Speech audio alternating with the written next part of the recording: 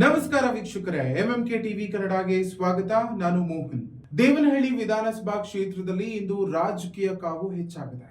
ಮಹಿಳೆಯರಿಗೆ 33% ಮೀಸಲಾತಿ ವಿಚಾರವಾಗಿ ಕಾಂಗ್ರೆಸ್ ಸರ್ಕಾರದ ವಿರುದ್ಧ ಜೆಡಿಎಸ್ ಭಾರೀ ಪ್ರತಿಭಟನೆಯನ್ನ ನಡೆಸಿದೆ.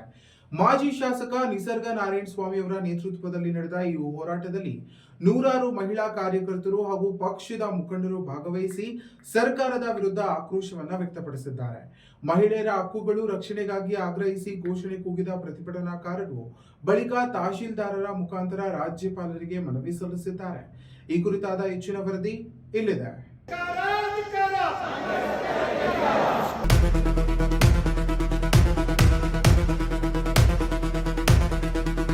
ದೇವನಹಳ್ಳಿ ವಿಧಾನಸಭಾ ಕ್ಷೇತ್ರದಲ್ಲಿ ಜೆಡಿಎಸ್ ವತಿಯಿಂದ ಇಂದು ಭಾರೀ ಪ್ರತಿಭಟನೆ ನಡೆಯಿತು. ಲೋಕಸಭೆಯಲ್ಲಿ 33% ಮಹಿಳಾ ಮೀಸಲಾತಿ ಮಸೂದೆಯನ್ನ ವಿರೋಧಿಸುತ್ತಿರುವ ಕಾಂಗ್ರೆಸ್ ಸರ್ಕಾರದ ವಿರುದ್ಧ ಜಾತ್ಯತೀತ ಜನತಾದಳ ಕಾರ್ಯಕರ್ತರು ತೀವ್ರ ಆಕ್ರೋಶವನ್ನು ವ್ಯಕ್ತಪಡಿಸಿದರು. ಇನ್ನು ಮಾಜಿ ಶಾಸಕ ನಿಸರ್ಗ ನಾರಾಯಣ ಸ್ವಾಮಿ ಅವರ ನೇತೃತ್ವದಲ್ಲಿ ನಡೆದ ಈ ಪ್ರತಿಭಟನೆಯಲ್ಲಿ ಸರ್ಕಾರದ ಜನವಿರೋಧಿ ಧೋರಣೆಗಳನ್ನು ಖಂಡಿಸಿ ನೂರಾರು ಕಾರ್ಯಕರ್ತರು ಹಾಗೂ ಮಹಿಳೆಯರು ಭಾಗವಹಿಸಿದ್ರು. ಮಹಿಳೆಯರ ಹಕ್ಕುಗಳ ರಕ್ಷಣೆಗಾಗಿ ಆಗ್ರಹಿಸಿ ಪ್ರತಿಭಟನಾಕಾರರ ಘೋಷಣೆಗಳನ್ನು ಕೂಗಿದ್ರು. ಬಳಿಕ ದೇವನಹಳ್ಳಿ ತಾಲೂಕು ತಹಶೀಲ್ದಾರರ ಮುಖಾಂತರ ರಾಜ್ಯಪಾಲರಿಗೆ ಮನವಿ ಪತ್ರವನ್ನು ಸಲ್ಲಿಸಲಾಯಿತು. ತಾಲೂಕು ಕಚೇರಿ ಆವರಣದಲ್ಲಿ ಶಿರಸ್ತೇದಾರ್ ಸಂತೋಷ್ ಅವರು ಪ್ರತಿಭಟನಾಕಾರರಿಂದ ಮನವಿಯನ್ನ ಸ್ವೀಕರಿಸಿದ್ರು. ಇದೇ ವೇಳೆ ಮಾತನಾಡಿದ ನಿಸರ್ಗ ನಾರಾಯಣ ಸ್ವಾಮಿ ಅವರು, ಇಂದಿನ ಕಾಲದಲ್ಲಿ ಮಹಿಳೆಯರು ಎಲ್ಲಾ ಕ್ಷೇತ್ರದಲ್ಲೂ ಮುಂಚೂಣಿಯಲ್ಲಿದ್ದಾರೆ. ಆದರೆ ಕಾಂಗ್ರೆಸ್ ನೇತೃತ್ವದ ಇಂಡಿ ಒಕ್ಕೂಟ ಮಹಿಳೆಯರಿಗೆ ಸಿಗಬೇಕಾದ 33% ಮೀಸಲಾತಿಯನ್ನ ವಿರೋಧಿಸುವ ಮೂಲಕ ಅವರ ಪ್ರಗತಿಗೆ ಅಡ್ಡಿಪಡಿಸುತ್ತಿದೆ ಎಂದು ಆರೋಪಿಸಿದರು. ಮಹಿಳೆಯರಿಗೆ 33% ಮೀಸಲಾತಿಯನ್ನು ಕೊಡಬೇಕು ಅಂತೇಳಿ ಈ ದೇಶದ ಪ್ರಧಾನಮಂತ್ರಿಗಳಾದಂಥ ಸನ್ಮಾನ್ಯ ನರೇಂದ್ರ ಮೋದಿಜಿಯವರು ಪಾರ್ಲಿಮೆಂಟಲ್ಲಿ ಈ ಪ್ರಸ್ತಾಪವನ್ನು ಮುಂದೆ ಇಟ್ಟರು. ಆ ಒಂದು ಸಂದರ್ಭದಲ್ಲಿ ಏನು ಇಂಡಿಯಾ ಮೈತ್ರಿಕೂಟ ಅಂತ ಮಾಡಿಕೊಂಡಿರ್ತಕ್ಕಂಥ ಕಾಂಗ್ರೆಸ್ ಪಕ್ಷದ ಎಲ್ಲ ಆ ವಿರೋಧ ಪಕ್ಷದ ನಾಯಕರು ಸೇರಿ ಒಟ್ಟಾಗಿ ಈ ಮೀಸಲಾತಿಯನ್ನು ಇದು ಜಾರಿಗೆ ತರೋದಕ್ಕೆ ಅವಕಾಶ ಮಾಡಿಕೊಂಡೆ ಆ ಸದನದಲ್ಲಿ ಬೀಳಿಸಿದ್ದಾರೆ.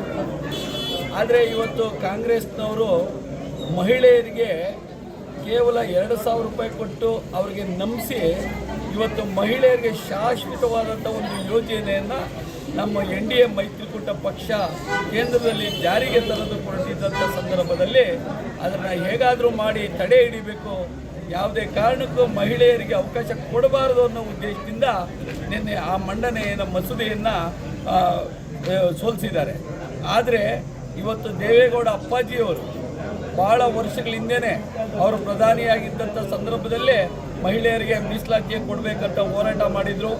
ಅದೇ ರೀತಿ ಮೋದಿಜಿಯವರು ಇವತ್ತು ದೇಶದಲ್ಲಿ ಇರ್ತಕ್ಕಂಥ ಮಹಿಳೆಯರಿಗೆ 33% ಮೀಸಲಾತಿಯನ್ನು ಕೊಡಬೇಕು, ಮಹಿಳೆಯರು ಎಲ್ಲ ರಂಗಗಳಲ್ಲಿ ಮೇಲ್ ಬರಬೇಕು ಅನ್ನೋ ಅವರ ಉದ್ದೇಶಕ್ಕೆ ತಡೆಯೊಡ್ಡಿರ್ತಕ್ಕಂಥ ಇಂಡಿಯಾ ಮೈತ್ರಿಕೂಟದ ಎಲ್ಲ ಪಕ್ಷಗಳಿಗೆ ನಾವು ಇವತ್ತು ಧಿಕ್ಕಾರವನ್ನು ಕೂಗಿ ಇವತ್ತು ತಹಸೀಲ್ದಾರ್ ಮೂಲಕ ರಾಜ್ಯಪಾಲರಿಗೆ ಮತ್ತು ಜಿಲ್ಲಾಧಿಕಾರಿಗಳ ಮೂಲಕ ರಾಜ್ಯಪಾಲರಿಗೆ ತಲುಪಿಸುವಂಥ ಕೆಲಸವನ್ನು ನಮ್ಮೆಲ್ಲ ಪಕ್ಷದ ಮಹಿಳಾ ಘಟಕದ ಅಧ್ಯಕ್ಷತೆಯಾದ ಮೀನಾಕ್ಷಿ ಅಮ್ಮನವರು ಮತ್ತು ನಮ್ಮ ಎಲ್ಲ ಮಹಿಳಾ ಘಟಕದ ವಿವಿಧ ಕ್ಷೇತ್ರಗಳಲ್ಲಿ ಕೆಲಸ ಮಾಡ್ತಾ ಇರ್ತಕ್ಕಂಥ ಎಲ್ಲ ಮೇಡಮ್ನವರು ಒಟ್ಟಿಗೆ ಸೇರಿ ಇವತ್ತು ಒಂದು ಮೆಮೊರಾಂಡಮ್ ಕೊಡೋದ್ರ ಮೂಲಕ ನಾವು ಏನು ಕಾಂಗ್ರೆಸ್ ಇಂಡಿಯಾ ಮೈತ್ರಿಕೂಟ ಅವರು ಯಾವ ರೀತಿ ನಾಟಕ ಆಡ್ತಾರೆ ಅನ್ನೋದನ್ನು ಸಾರ್ವಜನಿಕರು ನಿಮ್ಮ ಮುಖಾಂತರ ಸಾರ್ವಜನಿಕರು ತಿಳಿಸುವಂಥ ಮಹಿಳೆಯರಿಗೆ ತಿಳಿಸುವಂಥ ಕೆಲಸವನ್ನು ಇವತ್ತು ನಾವು ಮಾಡಿದ್ವಿ.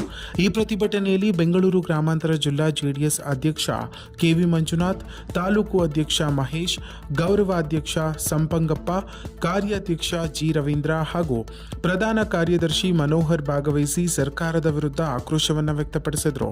ಇನ್ನು ಮಹಿಳಾ ಘಟಕದ ಅಧ್ಯಕ್ಷೆ ಮೀನಾಕ್ಷಿ ಮುನಿಕೃಷ್ಣಪ್ಪ, ತಾಲೂಕು ಸೊಸೈಟಿ ಉಪಾಧ್ಯಕ್ಷ ಕಾಂತಮ್ಮ ನಾಗರಾಜ್ ಹಾಗೂ ಮಹಿಳಾ ಮುಖಂಡರಾದ ಶ್ವೇತಾ ಅವರ ನೇತೃತ್ವದಲ್ಲಿ ನೂರಾರು ಮಹಿಳಾ ಕಾರ್ಯಕರ್ತೆಯರು ಪ್ರತಿಭಟನೆಯಲ್ಲಿ ಪಾಲ್ಗೊಂಡು ಶಕ್ತಿ ಪ್ರದರ್ಶನ ಮಾಡಿದರು.